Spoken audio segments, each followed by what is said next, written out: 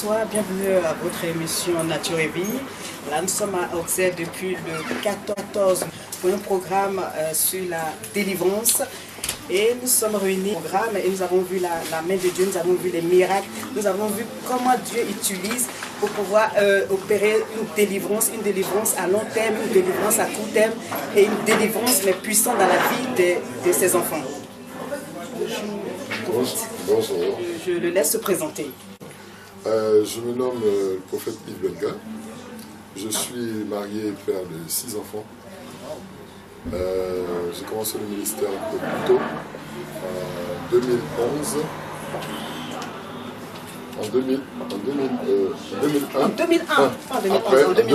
Après la mort de mon père spirituel, jusqu'à ce jour, en 2018, j'exerce dans le prophète. Je peux vous poser la question, tu as parlé de ton père spirituel, mais c'est qui concrètement ton père spirituel? Oh, mon père spirituel, c'est le feu prophète, je ne dirais pas feu, parce que, bon, pour les actes qu'il a pu poser, ça existe encore, le prophète Kakou Sévérin, qui fut un des leaders de la nation de la Côte d'Ivoire, et qui a aussi impacté d'autres nations, en l'occurrence la France.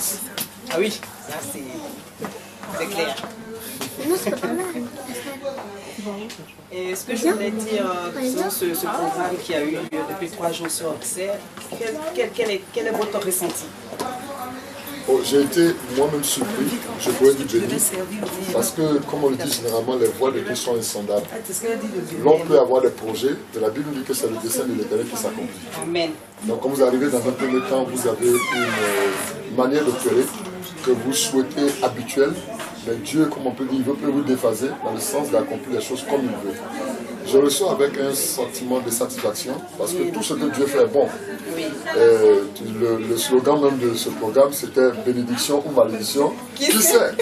Donc on a été richement bénis. Je pars avec vraiment un sentiment de joie, parce que je voyais sur le visage des uns et des autres cette joie exprimée au niveau des hommes de Dieu, comme les frères qui étaient venus de près ou de loin.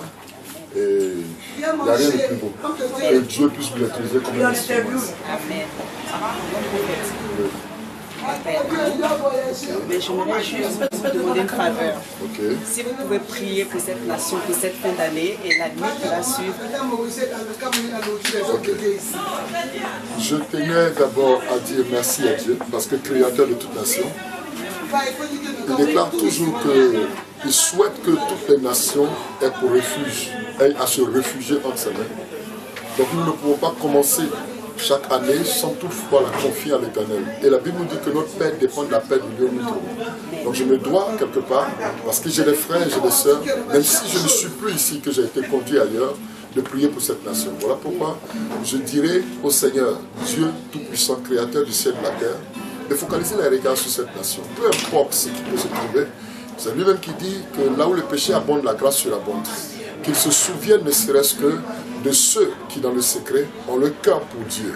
Et que de par leur vie, il y ait un impact puissant qui pourra permettre un réveil dans toutes les nations. Dans cette nation surtout. Je prie que de toutes les couches sociales, que Dieu s'investisse. Et que chacun, depuis l'autorité établie sur cette nation, en l'occurrence le président de la République, les autorités ecclésiastiques, hommes politiques, puissent converger dans une même pensée, établir Dieu comme maître et Seigneur dans cette nation. Que la terre de la France accepte cela. Je bénis cette terre, je bénis les autorités, je bénis les autorités ecclésiastiques, que le nom du Seigneur soit encore et encore béni au nom de Jésus. Amen. Amen. Sois béni. C'est bon? Ok. J'ai été bref, hein?